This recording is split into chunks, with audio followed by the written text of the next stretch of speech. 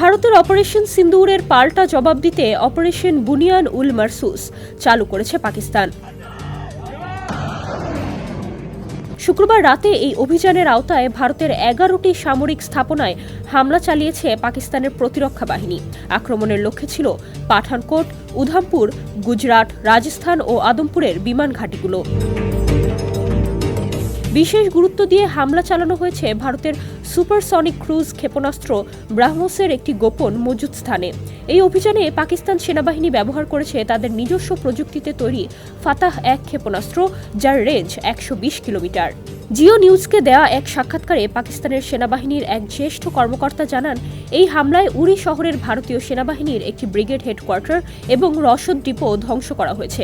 নাগরোটায় একটি আর্টিলারি ব্যাটারিও নিশানায় ছিল।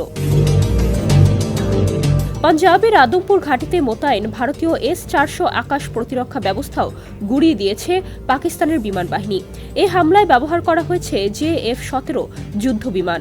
পাকিস্তানের পক্ষ থেকে একে সবচেয়ে বড় সাফল্য হিসেবে দাবি করা হয়েছে।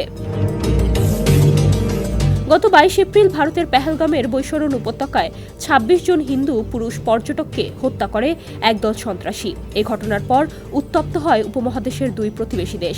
ভারত পাকিস্তান একে অপরের বিরুদ্ধে কূটনৈতিক ও সামরিক পদক্ষেপ গ্রহণ করে। এরই মধ্যে ভারতের অপারেশন সিন্দুর অভিযানে নিহত হয় অন্তত 70 জন পাকিস্তানি সন্ত্রাসী বলে দাবি করে নয়াদিল্লি। তবে ইসলামাবাদ বলছে নিহত হয়েছে 31 জন এবং আহত হয়েছে 57 জন।